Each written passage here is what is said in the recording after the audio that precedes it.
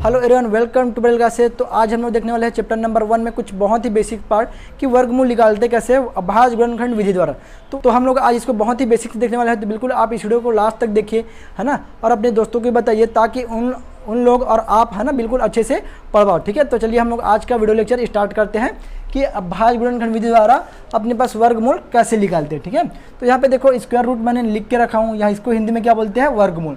तो यहाँ पे क्या निकालना है हमको, अभाज्य गुणनखंड विधि द्वारा वर्गमूल, या इसी को बोल सकते हैं square root by prime factor method. ठीक है, तो यहाँ पे हम लोग थ्योरी में नहीं आएंगे, केवल यहाँ पे एग्जाम्पल के थ्रू देखेंगे कि ये कैसे क्या है। ठीक है, आपको बहुत अच्छे से एक एक चीज़ समझ में आएगा।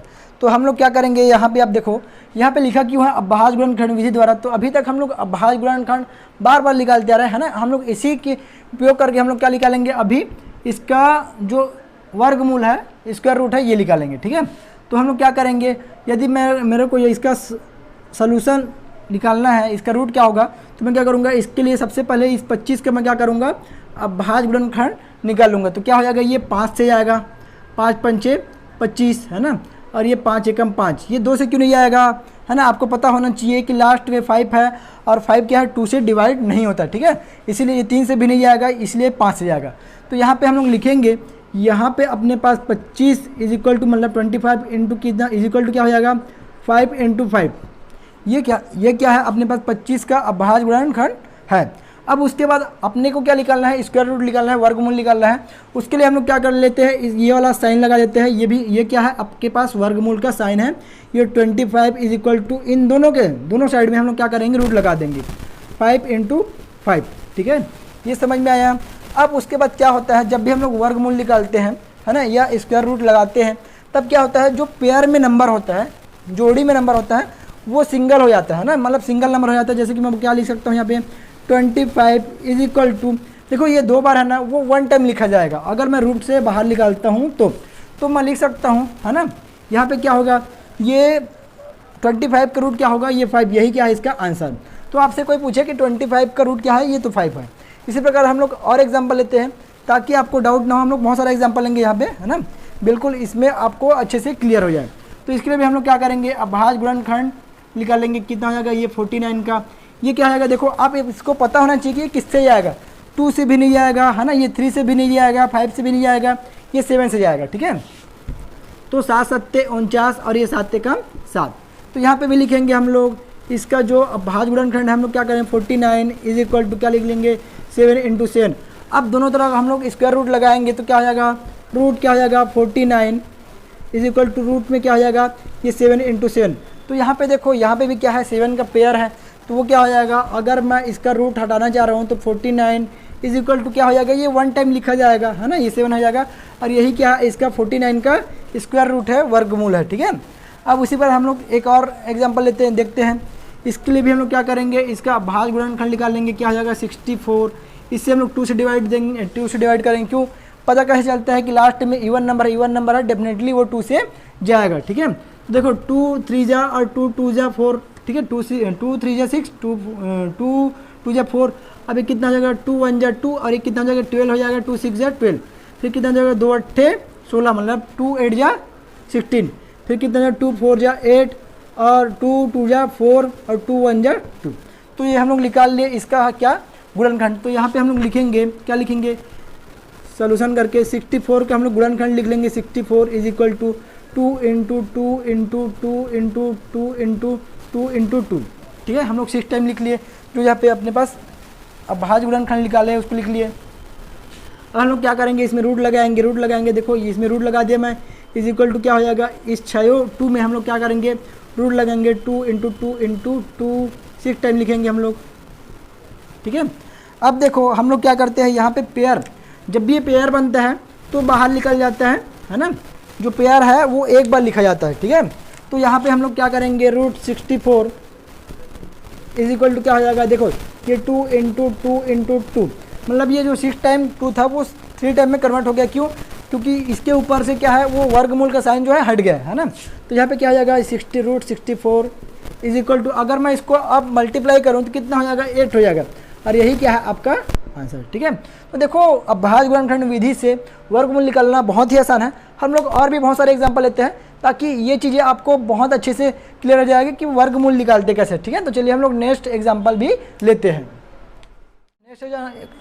तो देखो हम लोग नेक्स्ट एग्जांपल लेते हैं। नेक्स्ट एग्जांपल में देखते हैं कि ये कैसे बनता है, इसका अभाज्य गुणनखंड विधि द्वारा इसका रूट कैसे निकलता है। तो इसके लिए हम लोग क्या करेंगे, इसके लिए भी हम लोग जो अभी 3 एग्जांपल सॉल्व किए उसी प्रकार से बनेगा।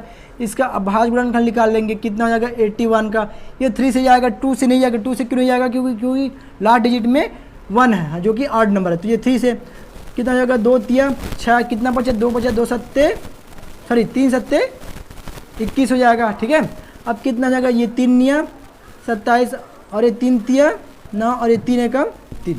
ठीक है, यह है अपने पास। तो इसका अभाज्य गुणनखंड निकल गया। तो हम लोग क्या करेंगे, यहाँ पे 81 का अभाज्य गुणनखंड लिख लेंगे। क्या लिख लेंगे, 3 × 3 × 3 × 3 करके। ठीक है, अब उसके बाद इसका हम लोग क्या करेंगे, वर्गमूल निकाल लेंगे। वर्गमूल निकालेंगे, क्या करेंगे हम लोग, वर्गमूल का साइन लगाएंगे।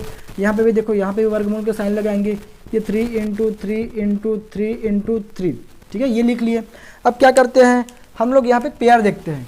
यहाँ पे एक पेयर है और यहाँ पे एक पेयर है। तो ये क्या हो जाएगा, है ना, ये √81 = क्या हो जाएगा, देखो ये पेयर बना है वो बाहर आ जाएगा, क्योंकि 3 टाइम्स क्या है, मतलब जो 3 है वो 2 बार है, वो 1 टाइम यहाँ लिखा जाएगा। ये भी 3 है, ये 1 टाइम लिखिए, है ना। तो क्या हो जाएगा अपने पास 81 का जो वर्गमूल है वो क्या हो जाएगा, ये 9 हो जाएगा। यही क्या है आपका आंसर है। ठीक है, इसी प्रकार हम लोग और एग्जाम्पल देखते हैं। यहाँ पे भी क्या करेंगे, 121 है, इसका भी अभाज्य गुणनखंड निकाल लेंगे। क्या हो जाएगा 121।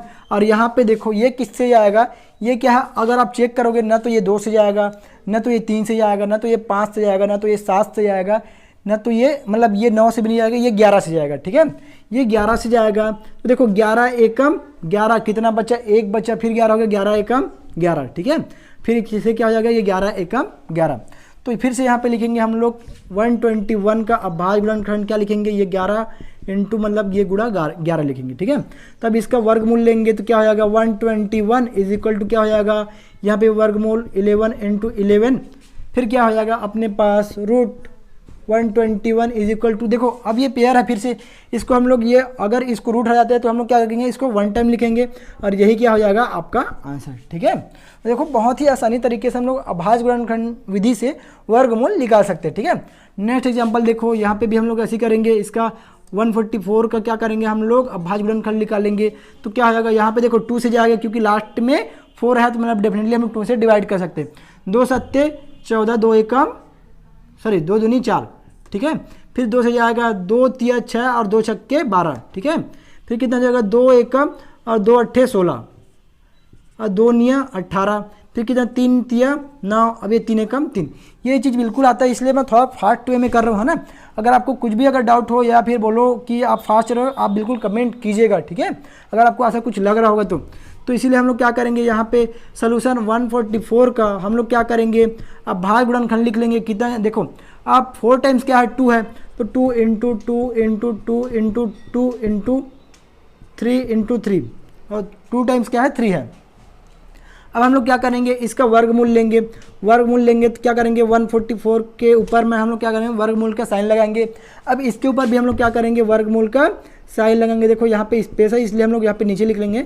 आप लोग सीधा सीधा है ना राइट साइड में लिखना, × 3 × 3। तो यहाँ पे देखो 3 को आप सामने में ही लिखना है ना अपने कॉपी में।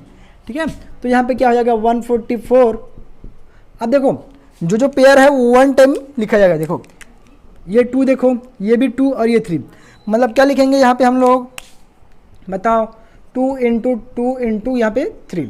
ठीक है, तो अब हम लोग गुणा करेंगे तो कितना हो जाएगा, 144 = देखो 2 × 2 कितना हो जाएगा 4 और 4 × 3 कितना हो जाएगा 12। ये क्या है आपका आंसर। ठीक है, तो आशा करता हूँ कि जो वीडियो लेक्चर का सीरीज है आपको बिल्कुल बहुत अच्छे समझ में आ रहा हो। कुछ भी डाउट हो तो बिल्कुल आप कमेंट बॉक्स में कमेंट करते रहिएगा, है ना। आप कमेंट करने से डरिए मत, आप बिल्कुल कमेंट करते रहिए कि आपको क्या डाउट आ रहा है, कुछ क्वेरीज आ रही है ना, या मैं फास्ट पढ़ा रहा हूँ या धीरे पढ़ा रहा हूँ, बिल्कुल जो भी है कमेंट आप करिए, है ना, ताकि मेरे को पता चले कि आपको और क्या क्या डाउट आ रहा है कि नहीं आ रहा है ना। तो बिल्कुल आप कमेंट कीजिए।